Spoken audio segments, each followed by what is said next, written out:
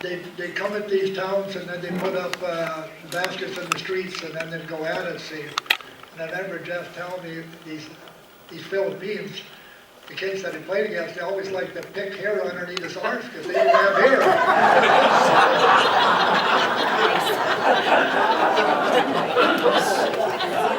Well, I'll just share a little bit about when he was coaching at Warsaw. He had an awesome basketball team there, and they went on to win the Illinois State Championship in this class. But I'll just tell about this last. They played 2 games in the same day. They played the semifinals in the afternoon and the championship at night. And they beat a team out of Chicago was all black. And they had a kid that went to the University of Southern Cal playing that team, and they just rolled over them. But anyway, Pat Moen, our neighbor, has one of these big dishes, and she says, she called Carol, she says, I think I seen your son on the TV. You know, and we didn't have a dish like that, so Carol and I drove down there, went through icy roads and semis and ditch, and got to Bradley University. And there, 2 hours before the game, and I asked them, how's this team? He says, they're not very well coached, he says, but we can take them, and they just roll right over them. But the game that night was awesome. And of course, Warsaw was a small school compared to a lot of the schools they played against. And they were behind by 5-6 points the whole game. And I always remember right at the end, they called a play. There were just seconds left, they're down by 3. And I could still see it too. They put their point guard, their best shooter, underneath the basket. He come off 2 picks, and he got the ball, put up a 3, and it went into overtime. And they were in their 90s, I think their score was at that time. And his team just caught life, and they took the state championship. Well, I remember I got to go in the meetings with them afterwards, where the newspaper people want to talk to you and stuff like that. And I remember that guy that announced the games for the Chicago Bulls. He said this is the best high school game he'd ever seen that he had announced. But it was just awesome. And they just caught fire in overtime, and they just took them. But you go back to the high school days, it always was so much fun with you, Ricky, and there's Knudsen over there, and Jeff and Johnson and some of the kids. And that was just a great year in '82. It just, remember we beat Bill River over there, and they beat us here, but boy, in that conference championship, boy, we caught fire. You guys just lit it up. I think we had 70-some points, didn't we, Ron, by the 3rd quarter? And I remember Scorby said, I think we met an NBA team tonight. You guys just rolled over them, so. I still could take Jeff on the hook shot, Jeff. He never could bring the hook shot. I could beat him in a game of horse. I just announced Jeff, my son, here now. It's yours, Jeff.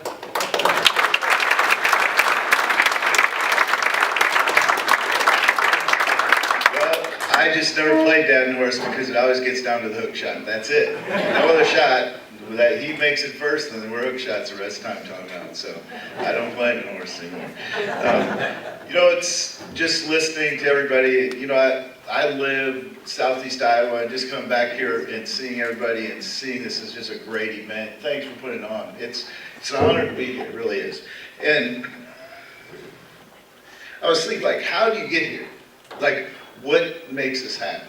And I've coached my whole life. I'm a State Farm agent too, which pays the bills. They get to have fun coaching, so I do both. And I've coached in college and high school, and I just love coaching. And part of that is because of my coaches. I had to involve with my coaches and teachers because they cared. Okay, so what I was thinking about, it's like first part was family. Like taught me how to work together with other people. Like every day was teamwork.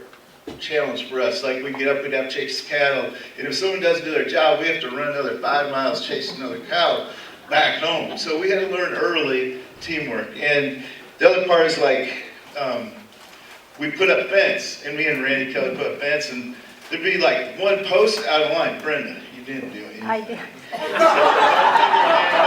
So, believe she wanted credit for me. But really, Dad would come there and say, "You're not done yet. There's a one crooked post out there. We can't have that." So we'd have to redo it. And we're like, they're not getting out anyway. It doesn't matter if it's crooked or not. Like, nope, we had to fix it and we had to do it right. So I learned that early. You have to do your job till it's done and do it right, or you have to do it over. So it's kind of what carried on. Like when you're coaching, if you don't do things right, it just doesn't work out. And when you're playing, and it's just not right. So, and then I look at like when you get to work with great teachers and coaches. Like I've been in education there. We had special teachers and coaches here that care. That's big time. I've seen a lot of coaches and teachers that don't care, and it doesn't turn out well for anybody. So we had, I mean, the big reason I want to be a teacher and coach is because I love the game, and I love the coaches and teachers I had in high school. Bottom line.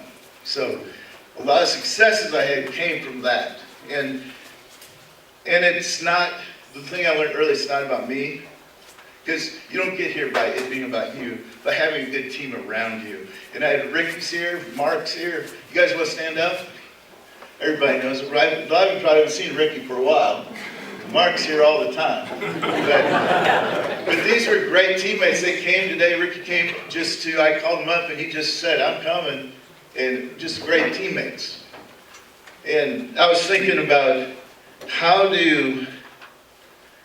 and the cool thing is like, values I was taught at home, like carried over, and then my coaches and teachers built on those values, so we all work together. They all work together raising us, which is kind of cool. That doesn't happen that much anymore.